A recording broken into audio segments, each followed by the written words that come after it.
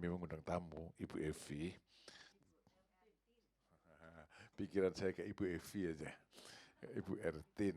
Sudah mulai kemarin dikoreksi sama istri saya tetap ngomongnya Ibu Evi. Saya nggak tahu Ibu Evi masih hidup enggak ya. Nah, jadi ternyata beliau itu umurnya 80 tahun, jadi saya bilang, kuatnya khotbah berapa kali.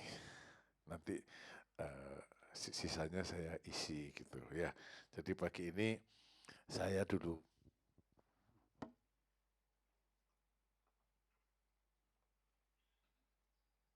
Sebelum lanjut saya memotret saudara-saudara.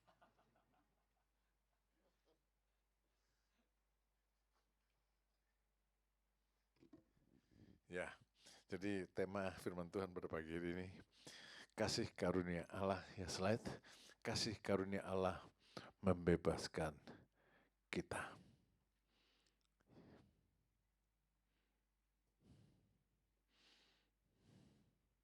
Kasih karunia Allah membebaskan kita dari Titus pasal 2 ayat 11 sampai 15. Saya bacakan saja, karena kasih karunia Allah yang menyelamatkan semua manusia sudah nyata. Ia mendidik kita supaya kita meninggalkan kefasikan dan keinginan-keinginan duniawi. Perhatikan ini, ia mendidik kita, ya, ia mendidik kita supaya kita meninggalkan kefasikan dan keinginan-keinginan duniawi, dan supaya kita hidup bijaksana, adil, dan beribadah dalam dunia sekarang ini. Dengan menantikan penggenapan, perhatikan ini, dengan menantikan pengharapan. Ya, dengan menantikan penggenapan pengharapan kita yang penuh bahagia dan penyataan kemuliaan Allah yang maha besar dan juru selamat kita Yesus Kristus yang telah menyerahkan dirinya bagi kita untuk membebaskan kita dari segala kejahatan dan untuk menguduskan bagi dirinya suatu umat kepunyaannya sendiri yang rajin berbuat baik. Perhatikan ini, satu umat kepunyaannya sendiri yang rajin berbuat baik. Semoga itu saudara dan saya. Saudara, jadi saya lanjutkan dengan ini, ya. Jadi pertama kita akan bicarakan dari Titus pasal 2 ayat yang ke-11 slide, ya. Kasih karunia, karena kasih karunia Allah yang menyelamatkan semua manusia itu sudah nyata. Ya, kasih karunia yang menyelamatkan semua manusia itu sudah nyata. Slide. Jadi kasih karunia Allah itu tidak tersembunyi, saudara. Jelas, sudah nyata, jelas. Ya.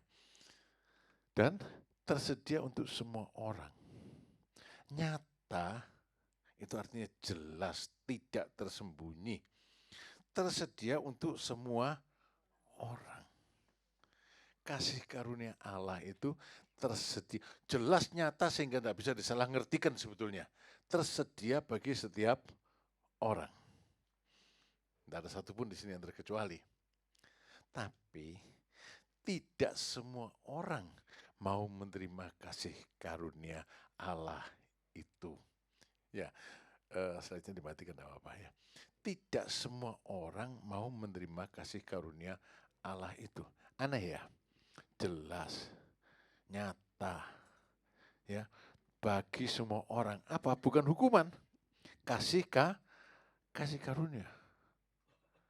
Tapi kenyataannya tidak semua orang mau menerima kasih karunia itu. Beberapa orang memang tidak tahu. Karena itu gereja, saudara dan saya diperintahkan, diberikan amanat agung untuk menceritakan kasih karunia Allah yang kita terima kepada orang-orang yang lain. Sehingga mereka semua orang bisa kebagian mendengar tentang kasih karunia Allah. Tapi di samping orang yang tidak tahu, orang yang mendengar juga, ya, orang yang mendengar tentang kasih karunia ini, ada banyak yang menolak. Tidak semua orang mau menerima kasih karunia. Kenapa, saudara-saudara? Satu, karena kayaknya salah paham. Slide berikutnya. Banyak orang salah paham tentang kasih karunia Allah. Kasih karunia Allah ini bukan tentang kekayaan, dan kemuliaan dunia. Ini yang perlu dicamkan dulu.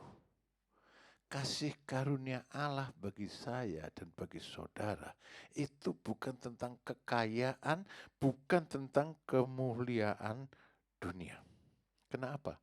Kekayaan dan kemuliaan dunia bisa didapat dari usaha sendiri. Kalau saudara mau kerja keras saja, apa saja mau dikerjakan, tidak mungkin. Tidak mungkin tidak mendapatkan sesuatu. Karena dari sejak awal Tuhan merintahkan orang untuk bekerja keras, ya, dan dari situ engkau mendapat makananmu. Tidak mungkin kalau nggak dapat. Ya, dari usaha sendiri, dari dunia, dari iblis. Ya, dari Matius pasal 4 ayat 8, 9, ya. Dan iblis membawanya pula, membawa Tuhan Yesus ke atas gunung yang sangat tinggi dan memperlihatkan kepadanya semua kerajaan dunia dengan kemegahannya dan berkata kepadanya, semuanya itu akan kuberikan kepadamu jika engkau sujud menyembah aku. Pada waktu iblis mengatakan ini pada Tuhan Yesus tidak mau. Tuhan Yesus bilang, hanya iblis sebab pada tertulis, engkau harus menyembah Tuhan Allahmu. Dan hanya kepada dia sajalah kamu harus berbakti. Pada Tuhan Yesus tidak berhasil iming-imingnya. Harusnya kepada orang Kristen juga nggak berhasil iming-iming itu. Tapi sayangnya banyak ya iblis seringkali berhasil waktu mengiming-iming manusia. Ya, iblis seringkali berhasil waktu mengiming-iming manusia dengan harta, kekayaan, dan kemuliaan. Matikan slide-nya. Ya, saudara. Di selatan Cirebon, selatan dia. Kalau Sumber itu selatan Cirebon ya. Anggap aja selatan lah. Di situ kan ada pelangon, bedes, ketek, monyet. Ya. Orang kalau datang sana minta jadi sugih, kaya, sering jadi kaya juga. Iblis bisa ngasih, saudara. Tapi kasih karunia Allah bukan tentang kekayaan. Bukan tentang kemuliaan dunia. Ya. Sebab, ya tadi saya katakan, kerja keras dunia, iblis bisa ngasih. Salah satu, kalau dulu konglomerat, sekarang kok jadinya Crazy Rich, nggak tahu Crazy itu Edan gitu ya. Edan kayanya gitu ya. Crazy Rich, satu dari antara 50 orang terkaya di Indonesia, cerita gini. Papa saya itu bangkrut. Terus dia bawa seluruh keluarganya nginep di Gunung Kawi. 6 bulan. 6 bulan nginep di Gunung Kawi. Tidur di, saya belum Gunung Kawi, enggak ada hotelnya, tapi kayak pendopo gitu. Tidur di situ 6 bulan lamanya, dia bilang. Terus turun gunung. Dan 6 bulan di Gunung Kawi, turun gunung dan mulai usaha. Oh, luar biasa katanya. Ya, rasanya semua yang disentuh jadi emas. Rasanya semua yang disentuh jadi emas. Dan sekarang anaknya menjadi Crazy Rich di Surabaya. Satu dari antara 50 orang terkaya di Indonesia. Iblis bisa ngasih, saudara. Iblis bisa ngasih. Karena memang itu dalam domainnya iblis. Dunia ini sudah manusia. Tuhan menyerahkan pada manusia, manusia menyerahkannya kepada iblis. Tapi kasih karunia Allah bukan tentang kekayaan. Bukan tentang kemuliaan dunia. Ingat itu. Banyak orang bilang, kenapa ya saya sudah giat di gereja kok masih gini? Sudah giat, kok masih tidak kaya juga? Siapa bilang Tuhan janjikan kasih karunia aku bikin kamu kaya?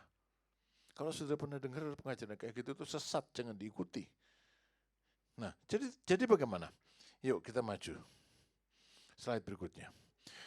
Dalam Titus 2 ayat yang ke-14 dikatakan, Tuhan Yesus telah menyerahkan dirinya bagi kita untuk membebaskan kita dari segala kejahatan dan untuk menguduskan bagi dirinya suatu umat kepunyaannya sendiri yang rajin berbuat baik. Nah, itu kasih karunia, saudara.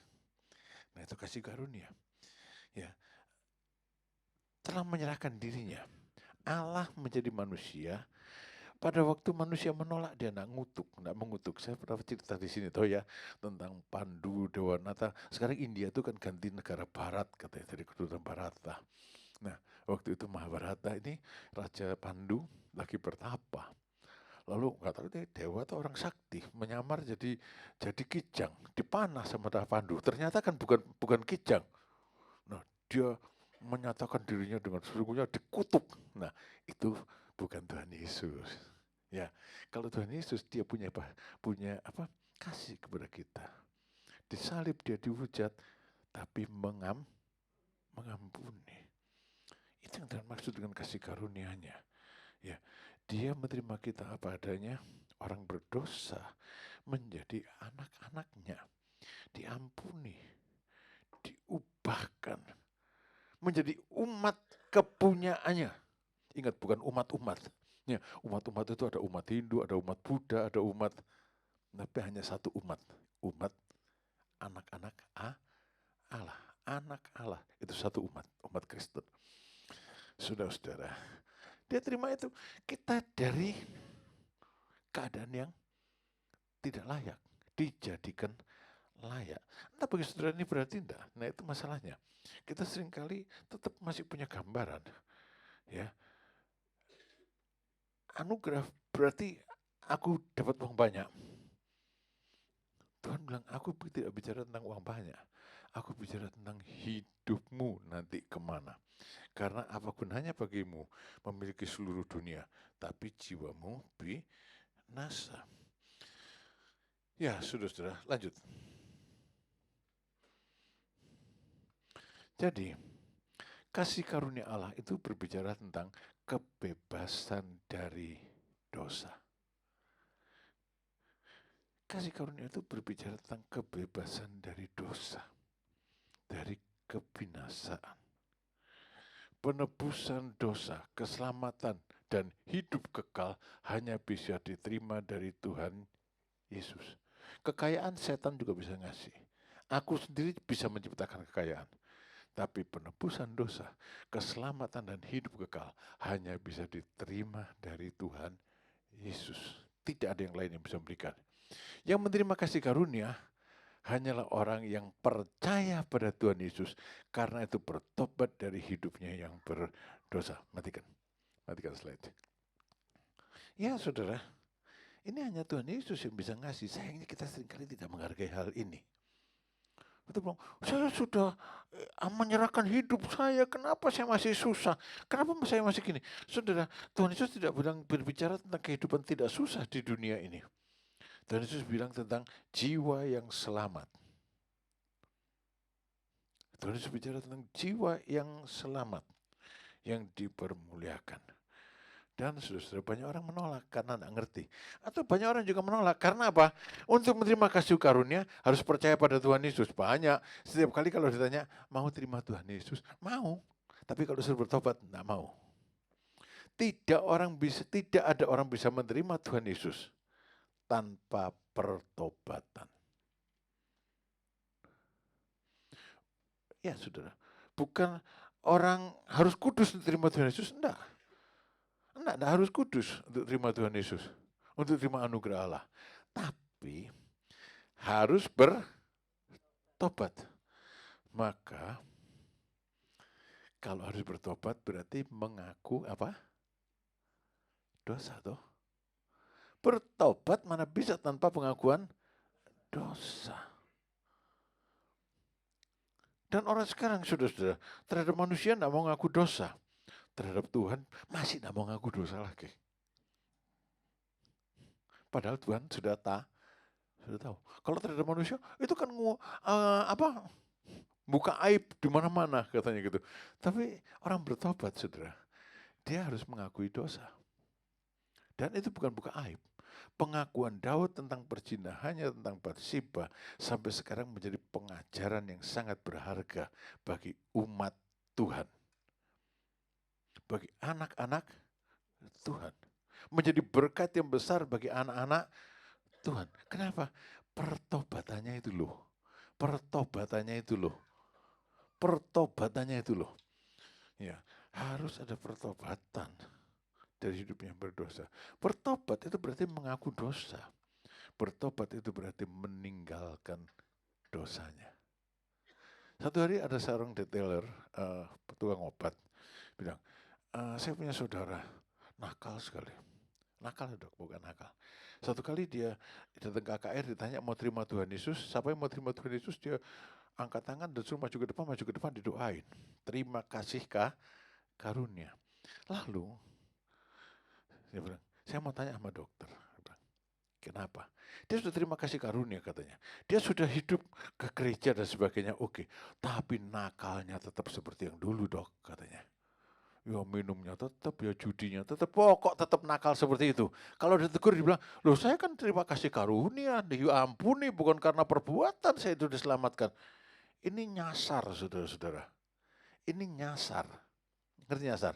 Tersesat.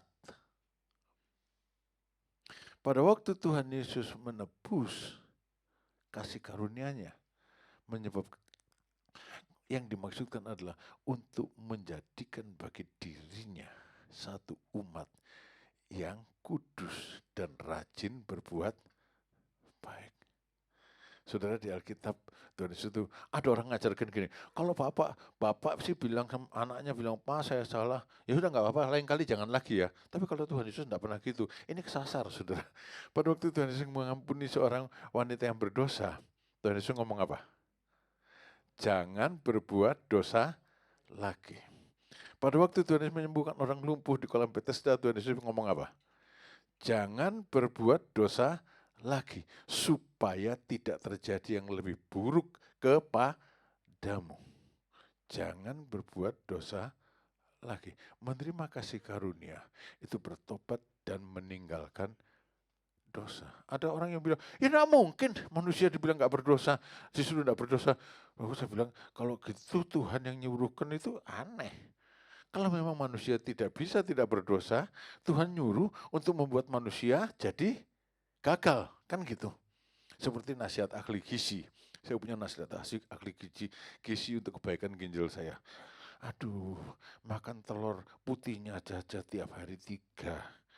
Ini enggak boleh, itu enggak boleh. Yang saya ingat putih telur itu setiap hari 3. Saya makan 1 aja, mesenek saudara.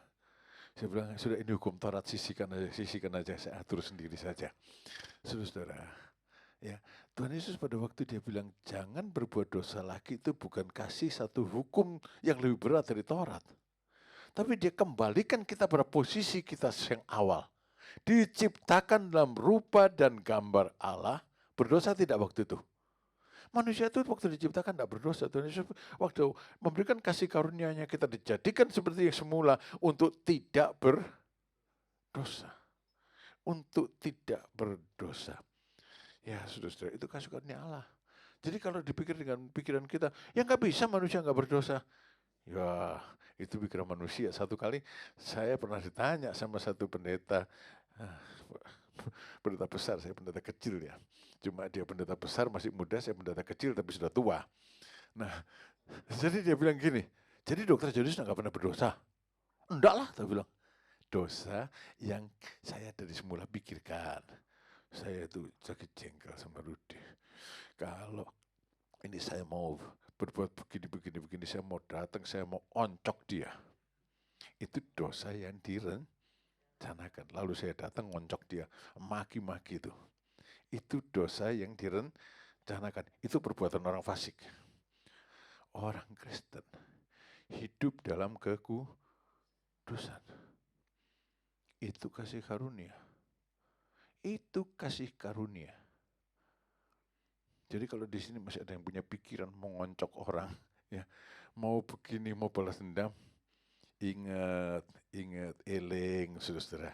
Ya, Tuhan Yesus menebus saudara. Kalau saudara sudah bertobat loh ya, Tuhan Yesus menebus saudara itu untuk hidupku kudus.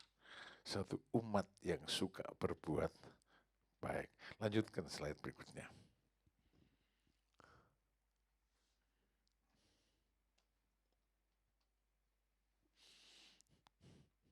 Jadi bagaimana? Yang kedua, kasih karunia itu mendidik. Dalam Titus 2 ayat 12 dikatakan, ia mendidik kita supaya kita meninggalkan kefasikan dan keinginan-keinginan duniawi, dan supaya kita hidup bijaksana, adil, dan beribadah di dalam dunia sekarang ini. Mendidik. Hasilnya hidup kudus dan rajin berbuat baik. Hidup dalam kebenaran. Hidup dalam Tuhan Yesus. mendidik. Kasih karunia itu ya matikan. Kasih karunia itu bukan berarti ya wes kamu sekarang karpe dalam kasih karunia kamu dosa. Aku kan sudah ngajar kamu untuk mengampuni 70 kali 7 kali. Nah aku yang ngajar juga akan melakukan lebih dari itu. Kamu boleh berdosa 7.000 kali 7 juta kali, aku tetap ampuni gitu. Saudara, itu bukan kasih karunia, itu namanya melakukan pembiaran. Ngerti melakukan pembiaran ya? Wis jar-jarno bae. Pokoknya mati masuk surga. Bayangin kalau surga itu isinya orang kayak saya dan saudara tidak dikuduskan. Bayangin. Kan sekarang di dunia ini ada kita tuh yang jengkelnya sama orang, aku gak mau ketemu dia. Aku gak mau. Aku sih mau tapi gak bisa memaafkan dia. Nah, kalau surga isinya orang kayak gitu, saudara. Apa bedanya surga dan dunia? Ya, soalnya jengkel sama dia tuh. Kamu ketemu dia. Kalau di surga ketemu terus gimana? Buang muka, nggak mau ketemu dia. Jadi Tuhan Yesus, ini surga apa dunia? Ini surga apa neraka? Saudara-saudara, itu tak boleh terjadi. Satu umat yang hidup kudus dan berbuat baik. Dididik supaya kita hidup bijaksana, adil, dan beribadah di dalam dunia sekarang ini. Dididik. Hasilnya hidup kudus dan rajin berbuat baik. Hidup dalam kebenaran. Dididik. Nah, tidak semua orang senang dididik. Lebih banyak orang senang tidak dididik. Berdosa, ya sudah nggak apa-apa ya. Kita doa, nanti Tuhan Yesus tolong, nanti Tuhan Yesus tolong. Sudah, pokok nanti Tuhan Yesus tolong. Nanti Tuhan Yesus tolong, doa saja. Padahal jelas-jelas salah. Nanti Tuhan Yesus tolong, nanti Tuhan Yesus tolong. Jelas-jelas salah. Tuhan Yesus mana yang mau nolong? Tuhan Yesus hanya menolong kalau dia bertobat. Mengaku dosanya dan meninggalkan dosanya. Ya saudara, aku sama Tuhan. Kalau saya sih terus terang saja saya ngaku sama Tuhan. Nggak ngaku sama saudara karena malu. Ngaku sama Tuhan nggak pakai malu toh. Ya, saya kalau ngaku dosa sama Tuhan nggak bilang gini, Tuhan saya bla bla bla bla, tapi ya Tuhan ya sebetulnya sih pendeta saya juga lakukan lebih gawat dari itu Tuhan. Nggak bisa, saudara, itu namanya bukan ngaku dosa. Itu namanya memfitnah, menuduh orang lain di hadapan Tuhan, membela diri di hadapan Tuhan. Kalau saudara mau mengaku dosa, bertobat, menerima pendidikan dari Tuhan, tinggalkan kefasikan, tinggalkan keinginan duniawi. Orang fasik merencanakan dosa di tempat tidurnya. Dan saudara tahu, waktu Tuhan menghukum manusia di zaman Nuh, apa katanya? Sebab aku lihat manusia itu dari sejak awalnya, bahkan keinginannya juga berdosa. Rancangan hatinya berdosa. Rancangan hati berdosa itu bisa dieksekusi, melakukan dosa, bisa cuma angan-angan. Tapi dosa tetap dosa. Dosa tetap dosa. Saudara-saudara, mau terima kasih karena Tuhan, bertobat. Minta Tuhan menjelikan mata hati saudara. Minta Tuhan menjelikan mata hati saudara. Kalau saudara merasa aku sih suci kok, minta Tuhan menjelikan mata hati saudara supaya lihat bahwa saudara itu tidak suci. Kenapa gitu? Ya memang manusia mana ada yang suci, kecuali disucikan oleh darah Tuhan Yesus. Jadi kasih karunia Allah itu, saudara-saudara, mendidik. Mendidik. Lanjut dengan slide berikutnya. Kasih karunia itu memberikan pengharapan. Dalam Titus pasal 2 ayat 13 dikatakan, pengharapan, menantikan penggenapan pengharapan kita yang penuh bahagia dan penyataan kemuliaan Allah yang maha besar dan juru selamat kita, Yesus Kristus. Kasih karunia itu memberikan pengharapan. Perhatikan, saudara, pengharapan yang kekal. Pengharapan yang kekal. Di dunia orang hidup tanpa pengharapan. Maka bagi mereka, aku meraih sebanyak-banyaknya di dunia, sudah itu mati ya sudah, selesai. Saudara-saudara, itu salah. Karena mati tidak selesai. Kalau ada yang sakit lalu bilang, mati baiklah Tuhan, mati baiklah. Nanti dulu, kalau mati kau kemana? Lebih baik sakit di dunia, tapi tidak mati, masih bisa bertobat. Tapi kalau sudah mati, tamat selesai. bereskan segala sesuatu dalam kehidupan saudara. Menantikan penggenapan pengharapan. Ada pengharapan, jangan disepelekan saudara. Pengharapan yang penuh bahagia, jangan disepelekan. Kenapa? Karena saudara, ini hanya Tuhan Yesus yang bisa memberikannya. Hanya Tuhan Yesus yang bisa memberikannya.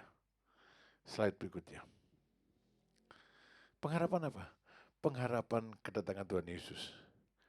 Kalau kita punya pengharapan akan kedatangan Tuhan Yesus, maka kita tidak mengharapkan dunia ini. Karena kita tahu dunia ini binasa. Pengharapan kedatangan Tuhan Yesus menjadi motivasi bagi kita untuk hidup kudus. Pendorong bagi kita untuk hidup kudus. Orang yang tidak hidup kudus, yaitu yang tidak hidup dalam kehendak Allah, alias hidup menurut kehendaknya sendiri, karepe dewek, tidak mendapat bagian dalam dalam kedatangan Tuhan Yesus, dalam kerajaan Allah. Perlu difikirkan baik-baik, saudara. Ya, slide-nya matikan. Ya. Harapan saudara di mana? Di dunia ini? Kenapa gereja malas? Kenapa malas? Ya ke gereja juga gini-gini aja. Maksudnya gini-gini aja gimana? Ya tetap susah. Susah gimana? Nggak punya duit. Ya saya juga lebih senang punya duit daripada nggak punya duit toh. Kalau dompet saya sudah kosong isi cuma 5.000 ya juga pusing gitu ya. Lebih senang punya duit tapi daripada nggak punya duit. Tapi di atas segala-galanya lebih senang di dalam Tuhan Yesus. Meskipun tidak punya duit. Saudara, pengharapan kedatangan Tuhan Yesus itulah motivasi, pendorong bagi kita untuk hidup kudus. Sebab apa? Sebab kita tahu, ini kasih karunia. Manusia diterima dalam kerajaan sorga. Manusia ada di dalam kerajaan sorga. Itu kasih karunia. Itu kasih karunia yang luar biasa. Kenapa? Karena tempatnya mestinya di neraka. Tempat saya, tempat saudara itu mestinya di neraka. Neraka itu adalah tempat yang layak untuk kita. Sebab di neraka saudara akan ketemu siapa ya?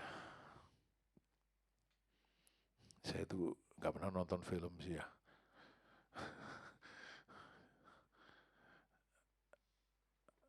Ya pokoknya di neraka saudara akan ketemu banyak selebritis yang tidak bertobat. Berarti tetap hidup sebagai selebritis. Sayangnya di neraka mereka nggak bisa hidup sebagai selebritis. Mereka menderita. Di sorga saudara akan ketemu Lazarus yang miskin, tapi dalam kemuliaan. Saudara mau pilih mana? Ketemu selebritis dalam kehinaan atau Lazarus yang miskin tapi di sorga. Saudara, dan itu hanya kalau kita mengharapkan dengan sungguh-sungguh kedatangan Tuhan Yesus. Jadi kalau orang bilang, Tuhan Yesus mau datang nanti gini-gini, jangan panik saudara. Kalau saya di orang bilang Tuhan Yesus mau datang, saya bilang, hore, cepat-cepat datang. Nah, saya sudah capek di dunia ini. Umur 74 mau 75 mau apa lagi? Ya, mau apa lagi? Kalau Tuhan Yesus tidak datang, saya yang ke sana. Saudara, mari hiduplah kudus. Karena orang yang tidak hidup kudus, tidak hidup dalam kehendak Allah, dia tidak mendapat bagian dalam kerajaan surga. Artinya di luar surga. Di mana? Bisa jawab sendiri aja lah. Itu kasih karunia saudara. Dijadikan, dikuduskan, diampuni dosanya, diajar untuk hidup baik, untuk hidup kudus, rajin berbuat baik, dan dikasih pengharapan untuk masa depan. Itu kasih karunia. Pegang ini saudara-saudara. Pegang ini. Ya nggak tahu, tapi saya dulu waktu kecil bilang gini, biar saya miskin di sini, tapi kaya di surga. Biar saya diolok di sini, tapi mulia di dalam sorga. Dunia ini tidak berarti lagi. Yang berarti hanya satu, Tuhan. Kita punya pengharapan. Saudara, kaum teroris itu mau mati dengan bom bunuh diri, kenapa? Karena pengharapan toh.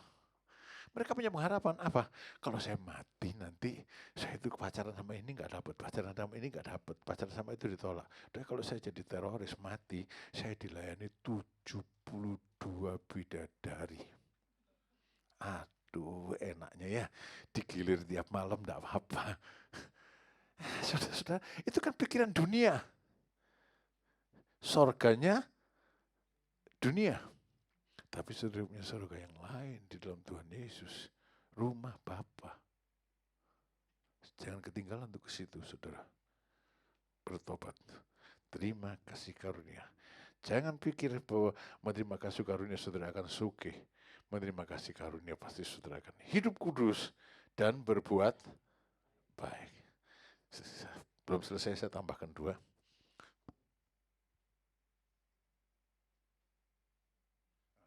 Tambahnya kurang penting, dibaca saja. Mestinya khotbahnya kemarin habis di situ, tapi saya ada tambahan. Slide. Ada bonus, saudara. Ada bonus.